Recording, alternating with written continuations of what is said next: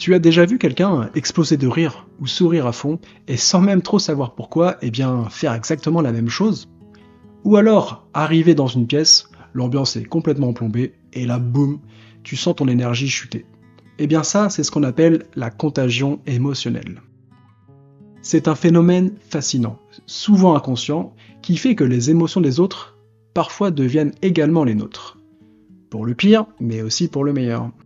Ce mimétisme, c'est un mécanisme automatique qu'on ne contrôle pas, inconscient, mais surtout très rapide. Ça concerne les adultes, mais pas que, parce que ça concerne aussi les jeunes, voire les très jeunes. Je suis professeur des écoles et crois-moi, face aux élèves, si tu fais quelque chose d'assez absurde, comme par exemple, tu peux être certain que le temps va s'arrêter et qu'ils vont tous faire exactement la même chose. Ils observent, ils imitent, ils font la même chose instinctivement, c'est comme ça. Avec les plus grands, c'est plus subtil. Je suis triste, ils vont être tristes. Je suis stressé, ils vont être stressés. Bref, c'est comme si ils absorbaient une petite partie de notre état émotionnel comme une éponge. Et ce mimétisme, il peut arriver partout et avec n'importe qui. Ça peut être avec un inconnu, un groupe, avec de la famille, dans son couple, avec un ami, ou voire même à travers l'écran. Je t'invite d'ailleurs à y faire attention lors de tes prochains visionnages de vidéos. Les émotions, c'est comme de l'énergie, et cette énergie, elle va circuler entre nous constamment. Et comme un virus, elles peuvent aussi se répandre très rapidement, même si on n'est pas forcément concerné. En fait, on fait partie d'un grand tout, et je pense qu'on sous-estime un peu trop souvent les interactions humaines et surtout la force que ça peut avoir.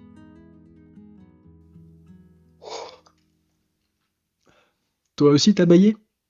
C'est possible, et c'est en partie peut-être à cause de la contagion émotionnelle. Et ça s'explique. Ça vient de nos neurones miroirs. Ces neurones miroirs, on les a depuis la naissance, et ils nous permettent justement de pouvoir imiter ce que l'on observe chez les autres, que ce soit des gestes, des expressions, des émotions, ou même parfois des paroles. Quand on voit quelqu'un vivre une émotion, on va activer les mêmes zones du cerveau que cette personne.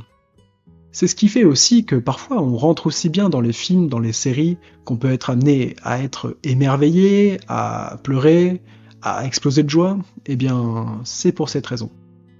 Et plus on est jeune, plus nous sommes sensibles à ça. Avec le temps et l'âge, on arrive à prendre du recul, mais ce mécanisme, il reste là, toujours actif. C'est grâce à ces neurones miroirs qu'on arrive finalement à comprendre et à détecter les émotions chez les autres, ou tout du moins, on essaie. Ce truc-là, on l'a depuis nos origines, et rien n'arrive par hasard. À l'époque, c'était une manière de pouvoir alerter les autres du danger, et également d'éviter d'être exclu du groupe, et donc de vivre la solitude ou l'isolement. De nos jours, ce mécanisme nous permet encore d'être connectés les uns aux autres, même si c'est de plus en plus virtuellement. Quand on comprend comment ça fonctionne tout ça, on peut surtout réaliser à quel point on a un impact sur les autres. Nous sommes tous une sorte de modèle qu'on propose aux autres constamment. Mais alors, quelles émotions on transmet ? Quelle énergie ? Quelle valeur ?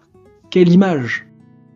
On peut propager la peur, la colère, l'indifférence, ou alors on peut aussi propager l'amour, l'écoute, la douceur, voire même un simple sourire. Et tout ça, c'est contagieux. Bon, soyons clairs, on peut tous faire parfois des petits allers-retours d'un camp à l'autre, mais on a forcément un camp majoritaire, une position forte. Et la question que tu peux te poser, tu fais partie de quel camp ? Ou surtout, dans quel camp tu as envie vraiment de rester ? Nous avons tous notre passé, notre vécu personnel, parfois même nos blessures. Mais je pense que l'on est tous capables d'améliorer ce modèle que l'on propose aux autres. En moins, il faut vraiment essayer. Parce qu'on a compris du coup l'importance que ça peut avoir. Si une personne trouve son chemin vers la positivité, peut-être qu'elle va pouvoir emmener quelqu'un d'autre avec lui, et ce quelqu'un d'autre va pouvoir emmener encore quelqu'un d'autre avec lui. Bref, tu as compris, ça peut faire une réaction en chaîne. Mais ça marche également pour l'autre côté, c'est-à-dire avec la négativité. Donc c'est ça le risque, il faut faire attention. Vous comprenez la puissance que ça peut avoir ? Un simple sourire peut faire une réaction en chaîne et on ne sait jamais jusqu'où ça peut aller. Laisse faire ton imagination. Pas besoin d'être parfait. Il faut juste être humain et surtout agir avec l'autre comme on aimerait qu'on agisse avec nous-mêmes. Partager autant qu'on le peut de belles choses, de belles valeurs. En tout cas, essayez. Telle est ma mission. Et toi, est-ce que tu partages la même mission ? Je suis sûr que tu es une belle personne et que tu pourras aider. Et si t'es abonné à la chaîne, alors là, t'es le top du top. Et toi, tu te sens parfois contaminé par les émotions des autres ? N'hésite pas à me raconter en commentaire. Merci et je te dis à très vite pour une nouvelle vidéo. Salut !